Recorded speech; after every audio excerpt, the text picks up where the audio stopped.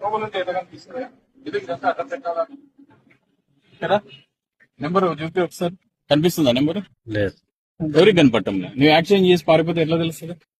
అంటే దానికోసమే ఇది పెట్టినావా అడ్డము, ఎవరు కనుక్కోకూడదా? మరి ఎందుకు అది? ఎట్లుంటే మా వాడు చెప్తుంది ఆ. ఈ లైట్లు ఏమిది? ఎక్స్ట్రా లైట్లు హెడ్ లైట్ ఇచ్చాడు కదా బండి కంపెనీ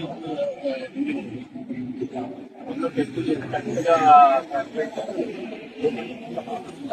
మనుషుల ముఖాల మీద పడుతుంది.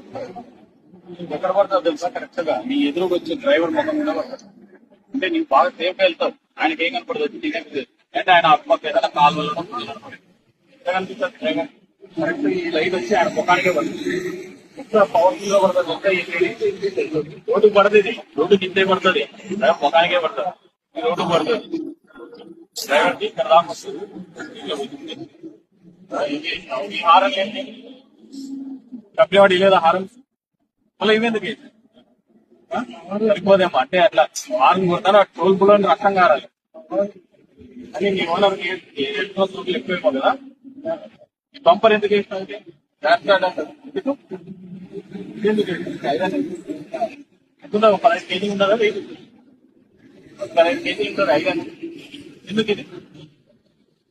ఇక్కడ నువ్వు వెళ్ళేటప్పుడు యాక్సిడెంట్ అయి చిన్న 2 వీలర్ రోడ్ లేకపోతే నడిచి వెళ్ళే వాళ్ళని తగిలినా అనుకో, ఇది ఫైబర్, ఇది వారికి వారంతా ఫైబర్ తగిలితే ఏం కాదు, వాళ్ళకి చిన్న గాయాలతో బయటపడతారు. ఇది ఒక్కసారి తగిలిందంటే అక్కడే స్పాట్ లోనే చనిపోతారు. అందుకే సుప్రీంకోర్టు గైడ్ లైన్స్ ఇచ్చింది, క్రాష్ గార్డులు ఉండకూడదు, ఉంటే కేసులు రాయండి అని.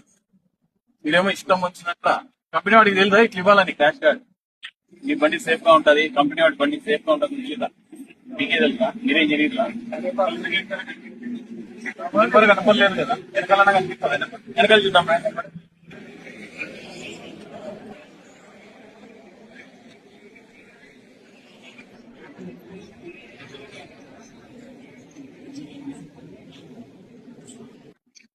ఈ నెంబర్ కూడా కనపడదు, దానికి అడ్డం పెట్టి ఎట్లా నెంబర్ కనపడదు?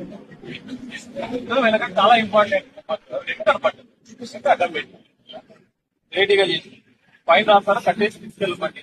మళ్ళీ నెక్స్ట్ టైం మళ్ళీ ఇదే ఇట్లే కనిపిస్తుందంటే బండి ఫైన్ కూడా